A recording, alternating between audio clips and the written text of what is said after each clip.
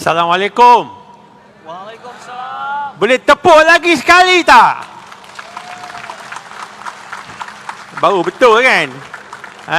Tadi ngantuk kot. Okey, kita bermula ya. Saya minta tadi tak payah tunjuk muka saya kat LED tu, handsome sangat. Boleh tunjuk slide saja tak? Because the slides are more important than me. Alright. Bismillahirrahmanirrahim. Assalamualaikum dan salam sejahtera, salam satu madani, tuan-tuan dan perempuan. Topik yang diberikan kepada saya ialah halal, walaupun saya lagi selesa nak cakap pasal beras madani. Tapi kita cerita pasal halal, so we go to data first. So we go to the big picture, international, ASEAN, then we go to the local, then we focus on what we can do for the Bumiputras, the quick win. Looking at data, the global halal market grew from 9.3 trillion to 20.1 trillion dollars. Now, the potential for 2030 is 20.1 trillion. The potential meaning is not only the Muslims makan makanan yang halal, tetapi the non-Muslims also will consume makanan halal. Sebab tak salah kan? Memang it is better in many ways. As a result, the global halal landscape is witnessing an increase in competition from Muslims and also non-Muslim majority country. So dalam apa-apa perniagaan yang kita buat, we must always look at our competitor first. Okay, we have Brazil, Thailand, and China. Alright. Brazil, halal industry development, world's largest exporter of halal meat. Okay. Success factors: developed meat industry, quick response to strict demands of different markets. Getting halal certification is viewed as an addition to quality and excellence. Brand integrity. Certification is recognized by many Muslim countries, authorities, including Malaysia, Indonesia, UAE, Saudi Arabia, etc. Thailand, 5th largest producer of halal food in the world, largest exporter of halal product, developed Thailand's halal industry plan 2010-2014, establishment of Central Islamic Committee of Thailand and the Institute of Halal Food Standard. This is important. 5 provinces dedicated as halal production base. 5 provinces, okay? Brand integrity, establishment of a world-class halal laboratory at Chulalongkorn University to test for prohibited substance in halal. China produced halal foods worth 2.5 billion in 2015. Ningxia, production site for halal food supported by the abundance of local resources and regional benefits. Success, halal food industry park specifically aims to serve local and international demand. Availability of high-tech labs and expert recognition of all certification bodies by Malaysia. Brand integrity, halal certification carried out by Shandong Islamic Association, China Islamic Association, and Islamic Association of Henan. Countries that are tapping into halal industry opportunities and setting their footprint within the global halal landscape. Brazil, Australia. Australia has a strong private sector support. There are 21 privatized certification bodies to support halal compliance. Thailand has a globalized halal F&B sector. Strong government intervention in developing halal infrastructure. Very strong government intervention. Singapore basically is a trading house. Malaysia, competitive advantage. F&B, cosmetics, and of course, pharmaceuticals. Malaysia has established itself as a pioneer of the global halal industry. Pioneer, not anymore. Leader in halal certification, the Jakim brand is still very highly valued. Strong standard and regulation, halal reference point, halal industry development includes across national agendas, a robust halal ecosystem.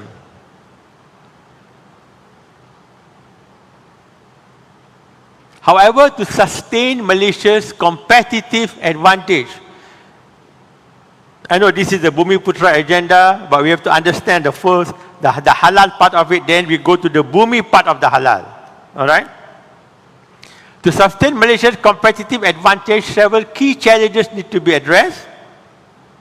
Talent, mismatch of demand and supply. I'm going for integration, point number one. Halal parks, lack of integration and underutilization, so many of them. R&D, low commercialization of innovation, industry data, no comprehensive structure to manage data. Second, cooperation between companies. Low SME export contribution, I give the numbers later. Challenges in finance monitoring, low R&D, MSME lack resources to be halal certified. Halal integrity, perception, certification plays a huge role in consumer decision.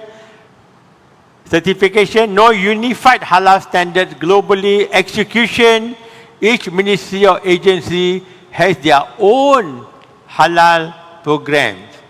We are very good having so many ministries, everybody doing something in silos, unfortunately.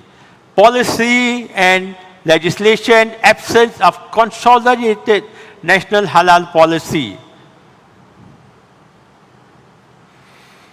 Making Malaysia the global halal hub for the production and trade in halal goods and services.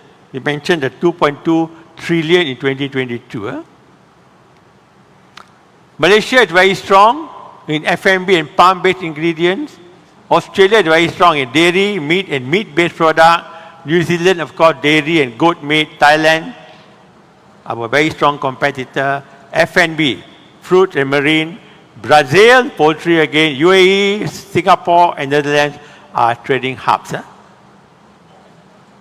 Halal as a value proposition for various products and services. F&B, meat, cosmetics, drugs, ingredients, warehousing and handling. Making Malaysia the global halal hub for the production and trade in halal goods and services. 2020, 2025 and 2030, what happened in 2025? Internalization, building block, broaden and deepen expertise, intensify market penetration to expand local enterprises footprint, domestically, globally, contribution. I won't continue because this is very rhetoric, but let's go to the numbers. This is what we want to know and what we want to see. Companies by size, there are 9,162 halal exporters in Malaysia, okay, of which, not halal exporters, halal companies, okay, of which 6,857 are micro. And you know why I choose green lah kan? Orang Melayu kita lah tu, ramai. Okay? SMEs, a bit pink, but I choose red there, you understand why. Most of them are Chinese. Of course, there are some Bumiputras there. And MNCs, multinational, 1,150. Only 1,150 companies out of that 9,162. Of these companies by size, companies by ownership, Bumiputra, 3,562, out of that 5,600. Not a bad number, not a bad number. But numbers are no use when you don't have any volume.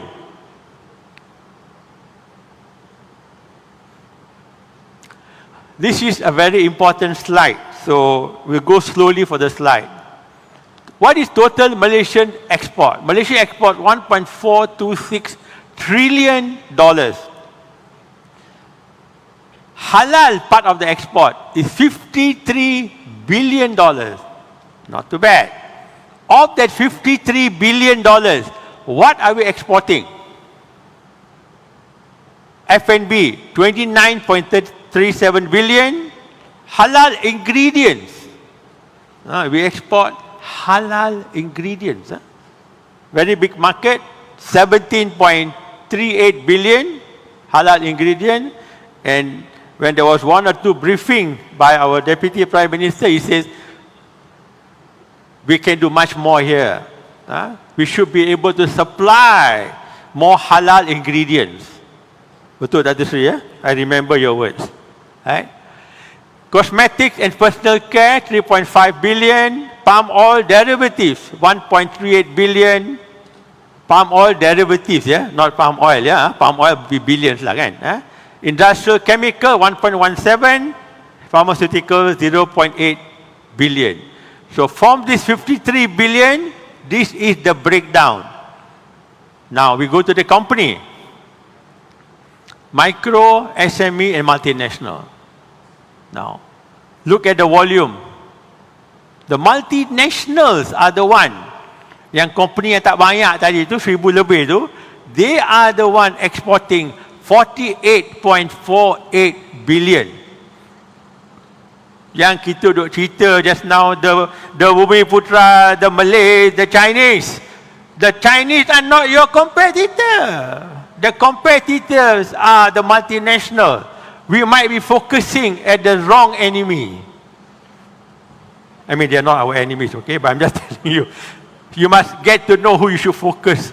The bigger pie, the bigger pie. We're talking about halal. The bigger pie of halal exports is by multinationals. Then you have the SMEs, then you have the micros. The micros are there. In terms of companies,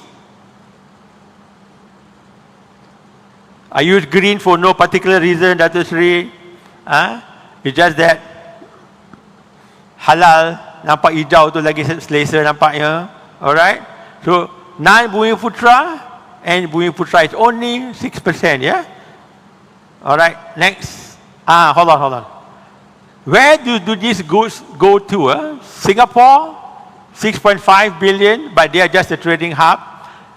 China, 6.24 billion. Indonesia, we export 2.9 billion to Indonesia. Japan, 2.6, and then US, Thailand, India, Philippines, Australia, and Netherlands. Right? What are the items of that billion that we are talking about? It's actually F&B, yang merah kat bawah tu. This is the 10 billion. 7, 12, 16, 17 billion is cereals, flour preparation, cocoa. Cocoa tu macam Milo, contohnya, edible product, preparation, then you can go up that way. These are the items that are being exported. So if you are thinking of export, what is the item to export, which is the country to export to, these two slides will give you a better feel and an idea where you should be going to. I wish I could have the 10 or 8 Bumi names out there, but the 10 halal champions in Malaysia are actually multinational, except one. We have Kawan, we have Kawan, and of course we have Mama Niaga there. FNN, Dutch Lady, Dua Pharma, of course is here. All right, Julie's we all know. So these are the Malaysia halal champions. Let's make sure in the next 5 to 10 years the names remain, but we have another 10 which are Bumi Putras. Boleh ke? Tak ada tepuk pun. You know, you people don't incentivize me to even continue, you know. Kena ada insentif. Kalau Datuk Sri ke Anwar depan ke apa, Tepuk aja. I kena bagi voucher Mydin kot. Tengok sekarang semua tepuk. Alright. Okay, now we come to our real agenda and the resolution. The resolution can be a mouthful, mengindustrialisasi Bumi Putra dalam industri cottage untuk mempertingkat perusahaan dan pendapatan. Isu dan cabaran. Now, sehingga Disember, 38.7%, maknanya 3,562 daripada 9,162 jumlah keseluruhan syarikat halal adalah Bumi Putra. When you look at the number, not too bad. At least we got 38.7%. Hampir keseluruhan premis perusahaan kategori ini berada di belakang rumah yang tidak memenuhi syarat persediaan halal. Pemilik perusahaan terlalu bergantung kepada hasil sara diri bagi membolehkan aktiviti perniagaan harian. They are small, micro businesses. What are we going to do about it? Of course, mewujudkan sistem tier, like a tiering and green lane untuk Bumi Putra untuk mendapatkan sijil halal. I think we all remember our Deputy Prime Minister's statement some time ago. He was upset dengar 9 bulan baru dapat sijil halal. Betul tak, Industri? 9 bulan. Of course, Jakim gave some explanation, but seriously, memang slow. Slow betul. Memang slow. Alright. Menyediakan dana pembiayaan khusus, crowdfunding, wakaf untuk menambah baik perusahaan Bumi Putra, menyediakan premise facility perindustrian yang mendapati persetujuan halal melalui kerjasama rakan strategik, mewujudkan pengiktirafan khas kepada perusahaan yang meliputi promosi bersepadu antara agensi. To me, you have heard all this before, but I think the most important part is this. We all know that the government, the GLCs, banyak bantuan banjir, bantuan kebakaran, bantuan nak raya, bagi kotak ni, bagi beg ni, bagi tu. Apa yang kita nak? And I think our Datuk Sri mentioned it yesterday. Thank you. Kita nak a policy by the government of the day. Saya nampak tadi PMX datang tapi dia dah pergi dah. I was hoping to bring up and say, commit now. But Datuk Sri is committed, but of course, PM is PM lah kan. 70% pembelian barangan program rasmi kerajaan atau GLC adalah produk halal and Bumi Putra. Okay. What that means? Actually kita kat Mydin ni buat banyak projek untuk NGO, untuk kerajaan kalau dapat projek, tapi susah dapat walaupun Bumi Putra. Tetapi apa-apa yang kita buat bantuan-bantuan, selalunya kita pakai satu kriteria yang terselit dalam satu kotak. Soalan kotak tu, seberapa boleh kat Mydin kita akan masuk barang Bumi Putra dulu. Jadi kalau ada kopi Hang Tuah, kita tak akan masuk kopi Nescafe. Kita tak akan buat. Kalau ada sardin Kak Sal, kita tak akan masuk sardin ayam brand. Tetapi masalah dia kerajaan atau NGO, GLC, bila dia bagi tak ada bajet RM100 satu kotak, RM150, dia minta barang Milo, Maggi, Nescafe. Kita kata sardin pun dia nak ayam brand. Kita cadangkan tukarlah sikit, pakailah sardin Kak Sal, kopi hang tua. Okey, mihun pun ada mai rasa. Okey. Tak ada branding kononnya. Nak bagi kena ada branding. So that thinking process, because I think we all know barang-barang yang dikeluarkan oleh Bumi Putra setaraf, kalau tak setaraf saya rasa lebih pada setaraf. Apa tak? Kita jual ayam kat Mydin pun kita beli ayam bismi, mana ada tadi kan? Ni tengok ayam, one of my chicken supplier.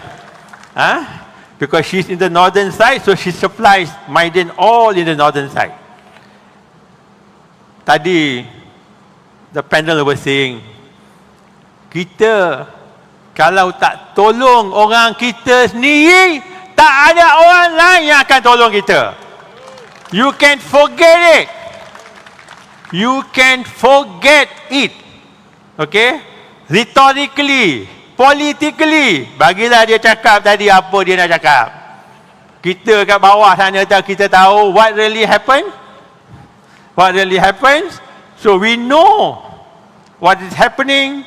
So we must make it a policy di mana barang Bumi Putra dibagi the first choice. So kalau kita buat kotak banjir, banyak kotak banjir diorder oleh YB Mazlan. Terima kasih for your support. Bayar pun cepat.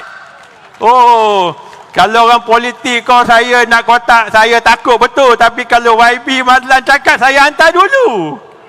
Because one of the best paymasters, one of the best politician paymasters. Terima kasih YB. And that also I would like to say, because not because now he's back in the ministry. He was in the ministry, he used to buy from me, he used to pay me very well. When he was not in the ministry pun dia tak lupa saya. Also pay very well and back again now. So, kita Melayu tak lupa. Just sebaik. So the most important thing here, I think we must really do this. We must really do this because this is a very low-hanging fruit. Satu polisi saja, esok kicap enak lebih laku. Kopi hang tua tak cukup kilang dia tu. Guarantee tak cukup. So we must make it a policy because the government, the GLC, the NGO spend a lot of money. You see, I do a lot of work untuk Petronas. Petronas macam mana pun, dia ada RFQ, but we are very competitive. Petronas insist. Kalau biskut raya, saya pun ada yang murah-murah. Kalau dia kata ada yang RM12 daripada kilang A, yang RM9 kilang B, dia kata no. It must be from IKS. I kena tunjuk dia company mana saya beli biskut raya tu. Kalau tak boleh dapat dia punya tender. So this is what we need to do for all kind of bantuan. Dan bukan saja bantuan, sebab PM mention a lot of jualan ramah. A lot of jualan ramah out there, di mana kerajaan bagi subsidi. Atau I wouldn't like to use the word subsidi, tapi kalau kita jual katalah gula RM2.85 di jualan ramah, biasa kita diberi jual gula RM2.5. Yang 35% tu KPDN KK will pay us back. Pay us back. Alright. So that is also a million dollar business. Jualan ramah ni. It's good. The government is doing it. Tapi kalau boleh, pakailah barang-barang Bumi Putra dulu.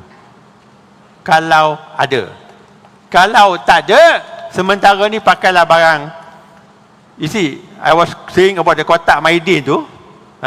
Dalam kotak banjir, kotak apa, we will first put the bumi. Kalau tak ada bumi, we will second put the Indian fella. Seriously. Because they are the second to me in terms of poverty level in Malaysia. Kalau tak ada, third, I'll put the Chinese. Because they are also Malaysian. Bukan kita tak boleh masuk barang dia, kita masuk dulu. Kalau tak ada barang Melayu, kita masuk barang India. Kalau tak ada barang India, kita masuk barang orang buatan pada Chinese. Kalau tak ada, barulah kita masuk barang Nestle, barang Unilever. Terpaksa masuk. Marah bila masuk dalam kotak.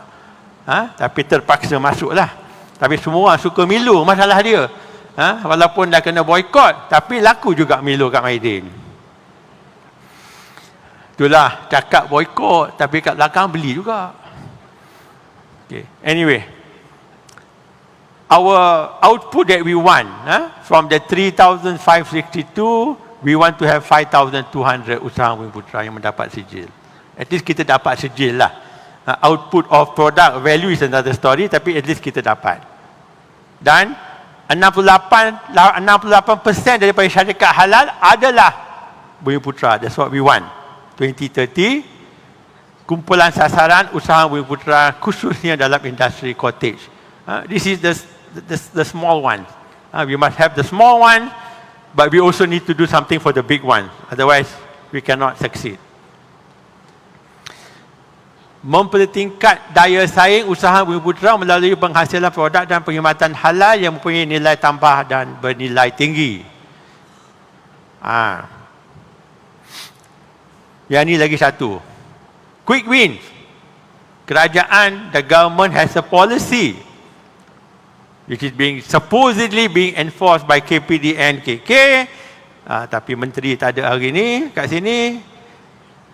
Which is not being enforced at all. 110 excuses. Actually dalam hypermarket, for the foreign hypermarket, not for the local, for the foreign hypermarket, kalau nak masuk, kalau dah dapat lesen untuk foreign hypermarket, 30% of the product must be from Bumi Putra. Tetapi no enforcement. Foreigners has been there forever without getting the 30%. They always get the waiver. Alasan-alasan banyak sebab manalah ada Bumi Putra yang boleh supply. Manalah ada. Because this foreign hypermarket are very smart. Kalau you nak ada, dia akan cakap, you hantar pada DC dia, hantar kat DC dia, dan you must be able to supply to all the outlets. So bila kita tengok ada the quantity they want, kita panic. We cannot supply. So since you cannot supply, tak payahlah. So the excuse, Bumi Putra memang tak boleh supply. They do not use the Mydin policy. The Mydin policy is, kalau Northern, kita beli ayam daripada Bismi. Sebab she can only supply. I kata dia boleh hantar kat Johor. Sabar Datuk, sabar. Nanti insya-Allah saya buat. Saya buat yang ni dulu. Tak apalah. Pasal dulu dia buat 3 kedai. 4, 5, sekarang dah 6. InsyaAllah dia akan turun lah pelan-pelan. That's okay.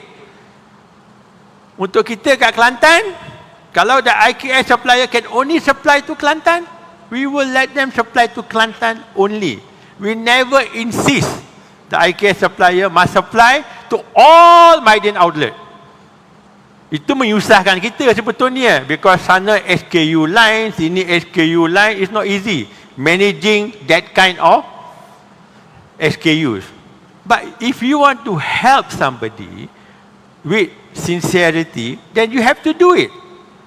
So this is what kita buat.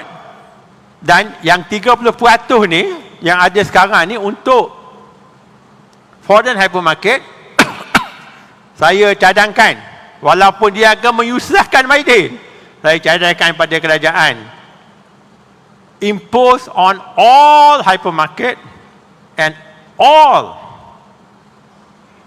our so-called convenience shops.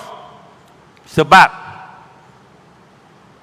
last time the foreign hypermarket were the bigger players, but now the local hypermarket, the so-called the Econtrip, the NSK, the Segis, they are the TF, they are the bigger players in Malaysia. So we must also insist even 99 convenience shop, I think you know, they do actually $4.5 billion sales. Alright, so they are much bigger than the bigger hypermarket. So you must insist that start off somewhere and make sure that barang Bumiputera dimasukkan dalam kedai mereka. Kena buat policy, very important, ya. So output 600 syarikat Bumiputera berjaya masukkan produk dalam pasar raya. Lebih daripada 30% produk SKU dalam pasar raya adalah produk halal. The pasar raya word needs to be include convenience shops lah, bukan saja hypermarket ya, or supermarket. Usaha Bumiputera dalam sektor berkaitan halal. Okay. Ni mempromosi jenama Halal Malaysia melalui program promosi bersasar ekspor. Nilai ekspor produk halal pada tahun 2023 direkod berjumlah 53.72 bilion. This is export. 53 billion, of which only 6.1%, 6.1% or 3.26 billion merupakan produk keluaran Bumiputera. So of that 53 billion, only 6.1% is Bumiputera. Kekurangan produk yang menembusi pasaran global disebabkan kapasiti pengeluaran yang rendah serta penyediaan logistik yang terhad di sepanjang rantai pembekalan, kekurangan penyertaan daripada perusahaan Bumiputera dalam aktiviti promosi luar negara taklah kurang sangat, tapi dia orang pergi sekali dua kali bawa sampel, dia nak jual barang, dia bukan nak pergi ambil order. Masalahnya kadang-kadang maklumat mengenai ruang pasaran berpotensi yang kurang diguna pakai dan diberikan kepada perusahaan Bumiputera. Langkah melaksanakan program Malaysia Global Halal Show melibatkan sasaran negara seperti Arab Saudi dan Indonesia dan even Afrika, macam I heard this morning somewhere, ya. Okay. Menyediakan platform promosi perdagangan peringkat nasional, pameran jenama Halal Malaysia, menyediakan dana pembiayaan khusus untuk menggalakkan perusahaan produk dan perkhidmatan halal Bumiputera ke dalam platform aktiviti promosi antarabangsa. So dapat 700 syarikat, now only about 100 syarikat bisa exporting. Right?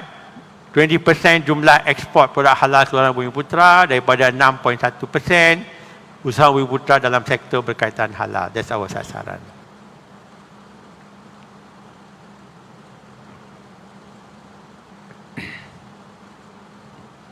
The final goal. 2022, 7.4% of the GDP is halal. In 2030, I'm taking this information from HDC. The information is all from HDC. 2030, 10.8% GDP, 231 billion. This is total, yeah. This is total. Why is not Bumi? Because we don't have the data of the Bumis. Not enough data yet. Okay? But I hope by the time habis resolution, kita ada 2-3 bulan, kalau when we get more information, we can get the right data. Because DOSCOM is supposed to be working. My understanding is the next 2-3 months, to get enough data, we'll be able to find the Bumi portion of this. So we have our GDP indicators, what are the product, value added, and way forward. Terima kasih dan Assalamualaikum. Waalaikumsalam warahmatullahi wabarakatuh. Terima kasih kepada yang berbahagia Datuk Wira Haji Ameer bin Ali Mydin, pengarah urusan Mydin Muhammad, yang telah pun memberikan pembentangan kepada kluster ini, dan kita mempersilakan yang berbahagia Datuk untuk membacakan slide soalan-soalan yang dikemukakan. Boleh.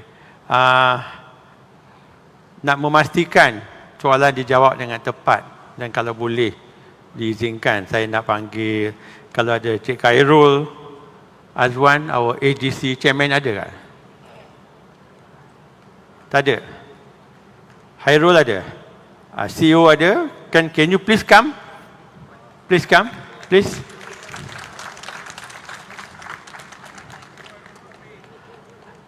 Orang kuat HDC, Chairman of HDC and our CEO. First, a real applause because they are the secretariat and they have done all the hard work, the staff. Okay, so thank you for the help. Thank you for coming up. Takut tak boleh jawab soalan, tapi kita baca soalan. Apakah sektor perniagaan berkaitan industri halal yang Datuk cadang untuk diceburi oleh Bumi Putra? You know, when you ask a question like that, to me, it cannot be apa yang saya cadangkan. It should be what you like to do. Kalau you suka buka restoran mamak, you buka restoran mamak. Kalau you suka buka restoran makanan Cina, you buka. Tapi you kena suka lah tu. It must be something that you like to do. It just cannot be what I say. I say, oh, I think you should go to pharmaceutical because, you know, that looks like a very big, high potential. But you have no idea what is the meaning of pharmaceutical in the first place. Then you will have a problem. Okay, so I think to me, data, analyze the data, look at the data, then decide how you want to do. But I will let our expert maybe can answer. Tuan, please. Go. I mean. Soalan pertama Datuk. Please. Apakah sektor perniagaan berkaitan industri halal yang Datuk cadang untuk Ciburi dan Bumi Putra? Sebenarnya bergantung kepada minat dan juga kapasiti dan juga kompetensi diri sendirilah. Sebenarnya ada juga soalan tanya kepada saya, bisnes apa yang nak diceburi dalam industri halal ni? Sebenarnya tak ada bisnes halal per se. Bisnes yang ada adalah bisnes berdasarkan sektor-sektor ataupun industri yang telah dibentangkan oleh yang bagi Datuk tadi. Makanan, minuman, kosmetik, personal care, medical device, meat and meat-based product dan sebagainya. So kita pilih industri mana yang kita rasa kita nak ceburi dan kita nak ceburi sebagai apa? Sebagai peniaga, sebagai mungkin orang yang terlibat dalam aktiviti makmal ataupun mereka yang terlibat dalam aktiviti logistik. Kerana ada banyak halal critical points di sepanjang rantaian bekalan halal lah yang memang kita boleh main supaya kita memastikan yang halal integriti itu dipelihara di sepanjang rantaian bekalan. Jadi pada jawapan saya untuk yang soalan yang pertama ni adalah bergantung kepada minat dan juga kompetensi dan juga kapasiti masing-masing. Yang lain-lain tu seperti mana yang telah dibentangkan oleh Baga Datuk tadi, dah banyak dah intervensi daripada kerajaan. Kita akan improve lagi berdasarkan resolusi yang 3 yang kita nyatakan tadi, dan tak perlu risau sebab HDC ada untuk bantu. Walaupun HDC ni tidak objektifnya tidak menjurus 100% kepada Bumi Putra, tetapi kita percaya yang halal industri ini memang satu industri yang memang patut champion by the Bumis. Thank you. Soalan kedua, I think Cik Khairul can pick it up very easy. Okay, terima kasih Datuk. Second question ni, soalan kedua ni, masalah usahawan Bumi Putra adalah kos untuk mendapatkan pensijilan halal yang tinggi dan menjadikan tidak ramai PMKS mendapat sijil halal. Dia macam ni. Kita mungkin public not really fully aware, tak begitu mengetahui. Untuk mendapatkan pensijilan halal daripada JAKIM ni, dia kena penuhi juga pensijilan lain, terutama yang terlibat dalam bidang pengeluaran. Sebagai contoh, ada produk PMKS yang ada proses pengeluaran. Jadi untuk menjalankan aktiviti pengeluaran, dia kena ada pensijilan lain, sebagai contoh HACCP, Food Safety. Dan kena ada juga, kalau di bawah KKM tu, pensijilan mesti. Jadi kengkangan yang dihadapi oleh PMKS Bumi Putra adalah untuk mendapatkan pensijilan ni, dia ada melibatkan kos. Sebagai contoh, kalau nak memenuhi kriteria bagi HACCP sebagai contoh, dia kena beli beberapa mesin dan juga memperbetulkan sistem pengeluarannya di mana ia menelan belanja. Tadi Datuk Ameer ada sebut antara dapatan yang kita temui, kebanyakan PMKS pengeluar produk halal ni buat proses pengeluarannya di belakang rumah. Jadi kalau dia buat premis tu di belakang rumah, sudah pastilah tak dapat memenuhi pensijilan sebagai contoh HACCP, MESTI dan lain-lain. Jadi kalau tak ada pensijilan ni, maka JAKIM pun susah untuk memberi pensijilan halal sepenuhnya. Jadi mungkin insya-Allah kerajaan boleh melihat bagaimana nak membantu syarikat-syarikat PMKS Bumi dalam bidang pengeluaran ni untuk memiliki keupayaan, kompetensi dan juga kemampuan untuk memiliki pensijilan yang seperti saya sebutkan tadi, HACCP, mesti dan lain-lain sebelum mendapat pensijilan JAKIM halal itu sendiri. Jadi ada geran-geran kan? ada, saya rasa bukan saja di Kementerian Kemajuan Desa wilayah dan desa, tapi di Kementerian Sains dan Teknologi mesti juga ada perkenalkan program-program ke arah ni. Tapi mungkin saya fikir pihak HDC, Datuk, ya, lepas ni kita akan melipat gandakan lagi program kesedaran untuk memberi penerangan kepada PMKS Bumi bahawa ada bantuan-bantuan daripada kerajaan terutama dalam bentuk grant untuk kita meningkatkan keupayaan dan kompetensi dalam bidang pengeluaran PMKS produk-produk halal tu, ya, insya-Allah tu. Terima kasih Cik Khairul. Kita panggil talian hayat tadi. Nak bagi tahu Datuk Sri, how come got dua orang dekat depan? Because they are the expert. Kena paksa. Saya punya expertise is very simple. Beli RM1, jual RM1.10. Kalau RM2, jual RM2.20. Pasti untung, jangan rugi. Itu policy. Senang aja. Okay. The third question. Tadi yang 70% dengan 30% tadi. Mana tadi? Nampak? Quick win. Okey, apakah tindakan pantas quick win yang boleh diambil pihak kerajaan untuk meningkatkan penglibatan bumi putra dalam industri halal? Okey. Actually, we will let them answer in their own way. Tapi untuk saya tu tadi dua yang saya kata tadi. Yang pertama tu, kalau boleh yang bantuan all this 70% kalau boleh. Yang kedua yang saya bagi tahu tu 30%. Datuk Sri, you were not here just now, but 30% of all hypermarket convenience shops kena masuk barang IKS, PKS, not SME. IKS, PKS. So the rules are there under KPD and KK for foreign hypermarkets only. Tapi saya cadangkan, walaupun dia akan menyusahkan Mydin lagi, saya cadangkan supaya this rule to be put into all hypermarket, all convenience shops. Alright? Sebab, as I mentioned, and I need to repeat because I need this policy to be done. I don't want Datuk Sri to go home not knowing the detail. Because now the local hypermarkets are bigger in terms of volume. Macam 99 Speed Mart, not the hypermarket, convenience shop, but they do $4.5 billion business. Walaupun kedai kecil-kecil, they have thousands. So it's important that we implement also there, not think so much of the foreign hypermarket. In any way, it looks better lah. Better from the policy of the government. We are not saying foreigners kena buat, tapi local ni tak payah buat. That is what. Please.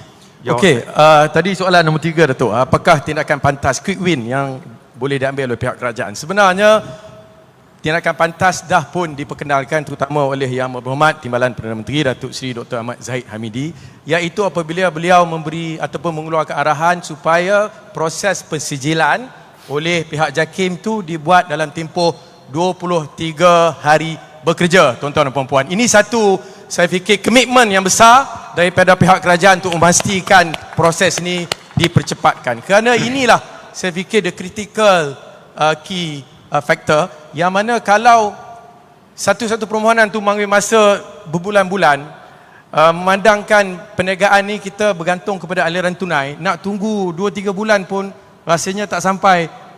Jauh lama mana dah tak cukup duit untuk menampung kos operasi. Jadi kalau boleh, ya, proses tu dipendekkan ke 23 hari, maka cepat dapat sijil halal JAKIM, maka boleh cepat dibawa ke pasaran produk-produk yang dikeluarkan itu. Dan yang kedua, saya nak nyatakan juga komitmen daripada pihak Majlis Pembangunan Industri Halal. Kita akan memperkenalkan satu sistem digital bagi proses permohonan, bermula daripada pra-kelayakan ke proses kelulusan oleh JAKIM dan pasca kelulusan. Ini semua akan dibuat secara digital. Makanya memudahkan proses permohonan oleh syarikat-syarikat yang sebelum ini kebanyakannya dibuat secara manual.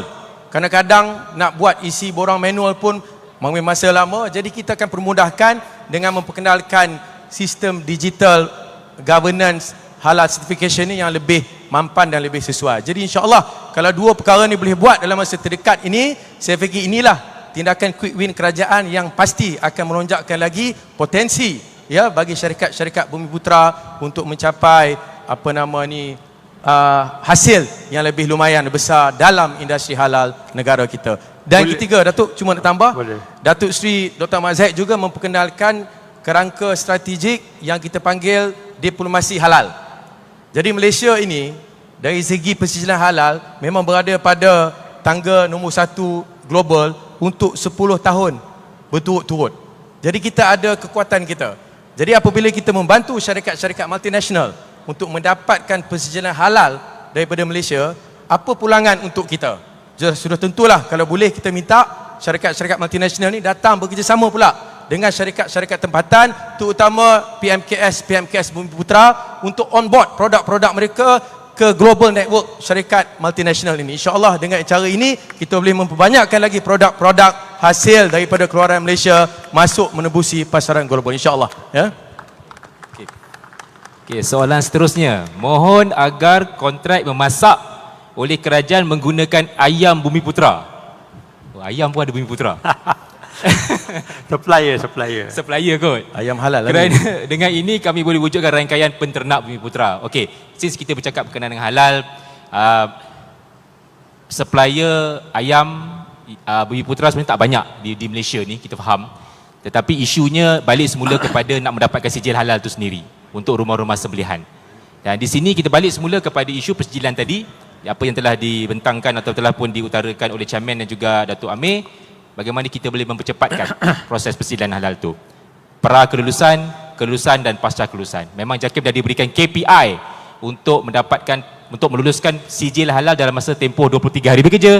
Tetapi let's be fair to JAKIM, kita kena bantu juga JAKIM ni untuk memastikan permohonan yang sampai ke JAKIM adalah permohonan yang telah disaring dengan baik, permohonan yang telah kita coach dengan baik, permohonan yang telah kita sesuaikan dengan keperluan-keperluan yang telah ditetapkan oleh JAKIM mengikut manual persijilan halal Malaysia, supaya JAKIM mudah untuk bagi kelulusan dalam masa tempoh 23 hari bekerja. Tapi pada HDC, equally important adalah pasca kelulusan itu sendiri. Fasa pasca kelulusan. Dah dapat sijil halal nak buat apa? Masalah yang lebih merisaukan saya sebagai CEO HDC adalah kelulusan itu diberi 2 tahun, tetapi dalam masa 2 tahun yang paling penting kat sini adalah bagaimana pengusaha itu menggunakan sijil halal mereka untuk masuk ke pasaran-pasaran tempatan dan juga antarabangsa.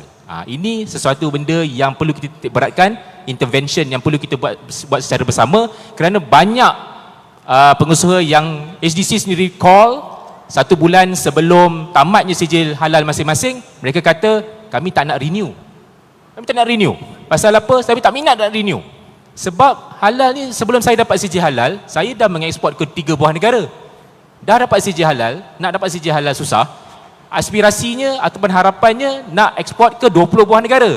Pasal CEO HDC janji ada 3 trilion pasaran tadi. 5 trilion, 20 trilion. Mana trilion-trilion ni? Dah dapat sijil halal, sama je eksport ke 3 buah negara. Jadi ini drop out, saya panggil.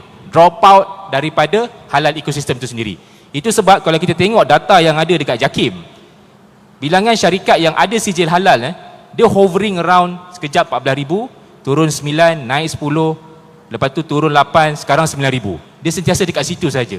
Sedangkan kita tahu di luar sana ada lebih 200,000 syarikat yang terlibat dalam industri berkaitan halal.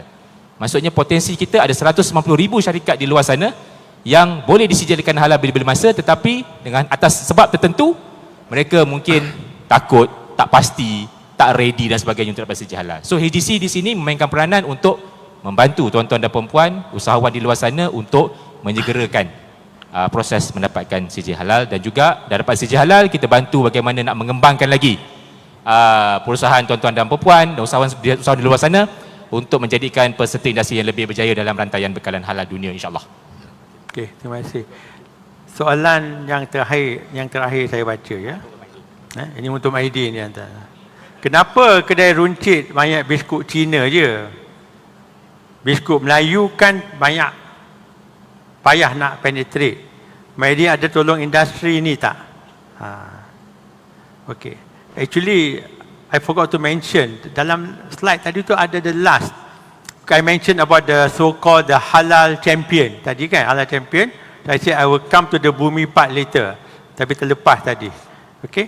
Actually, apa yang kita nak besides the so-called 70% and then the 30% that I mentioned, we want to create 10 halal champion for 10 items that we in Mydin know the sales is in billions of dollars.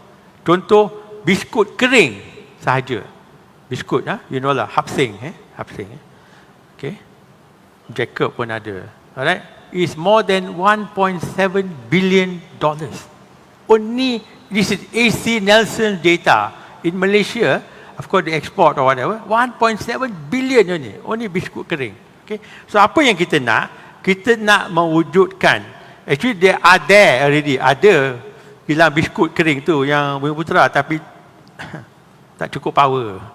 Tak cukup power. Okay. So yang apa yang kita nak tu, 10 industries. The one is biskut. Yang kedua, bihun. Okay. Yang ketiga, mi segera.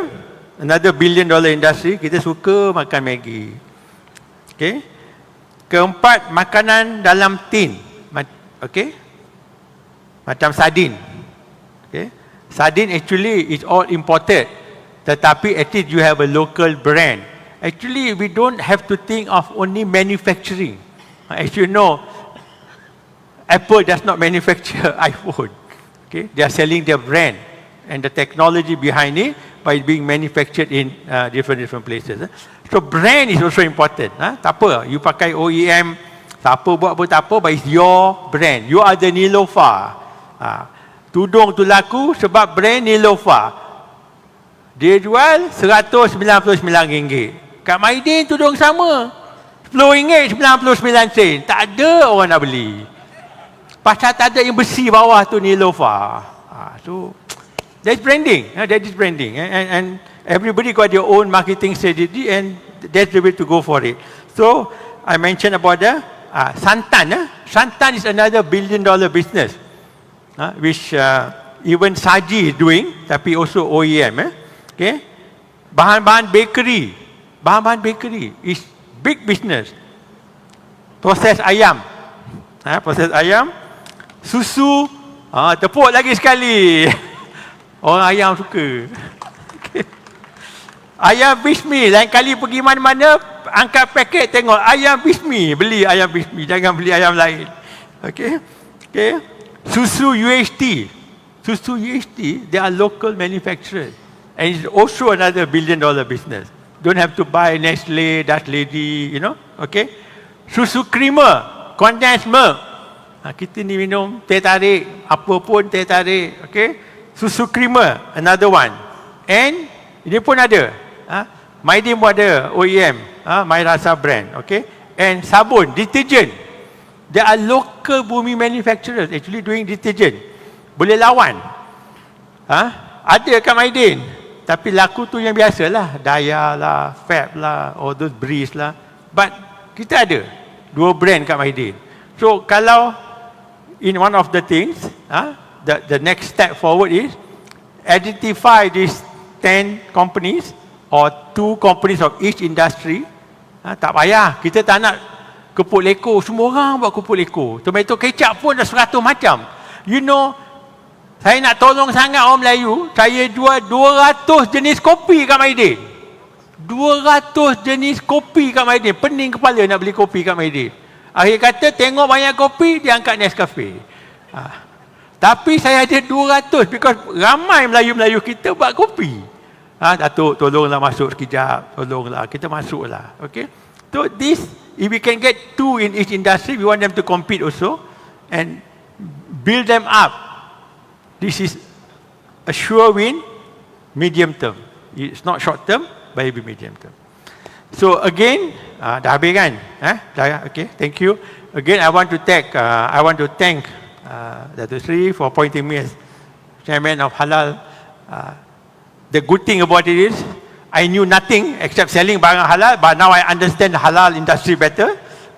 So that is, and it's always a challenge No harm in learning more and more. As a Muslim, I'm more proud to understand better what is halal all about. Although dulu saya senang aja. Ada sijil, okay, jual. Tak nak tahu cerita lain. Tapi sekarang kita faham lebih. We understand the challenges. I want to thank, of course, HDAC, Halal Development Corporation, for the data. Because that book, I baca balik 2-3 kali tu nak faham buku tu, okay? It took 4 years in the making, and they had 1,000 stakeholders. So the homework, I was lucky in a way. Tak payah saya nak pergi cari data sini, data sana, whatever. The data was already there, but of course HDC